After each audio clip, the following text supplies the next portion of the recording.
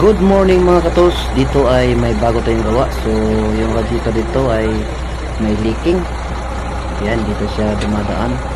May bitak yung ano niya, tube niya. So ayan, tinanggal na natin dito yung radiator na luma para mapalitan natin ng bagong radiator mga katos. Ayan, kasama ko si Master Jonathan dyan. Siya yung nagtanggal. Oh. Ayan guys, kinuha na natin yung radiator. Hinulbot-hulbot na natin sa kanyang kaha para mapalitan ng bago. Iniwan lang natin yung ano niya, isa. Ayan, sinalpak na natin kagad. Ang bilis. Ayan, sinalpak na bagong radiator na ito mga katols.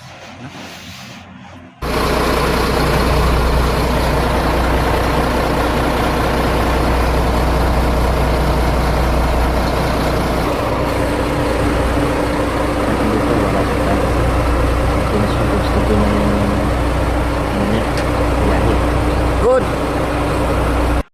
After replacement of radiator, now is no more leak.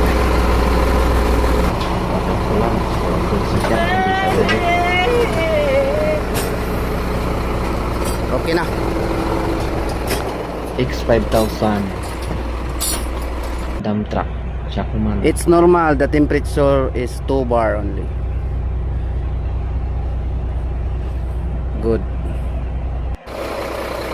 So, chinik na rin natin dito kung mayroon bang tagas sa kanyang hose. So, nakita natin wala siyang tagas.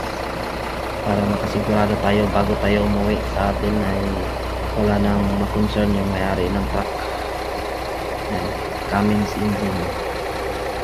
So, goods na tayo mga katos, no? So, ayan, okay na yan.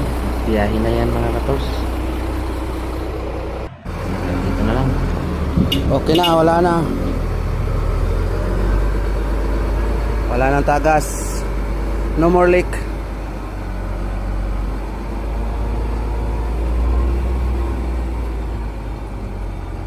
Pabiyahe na siya.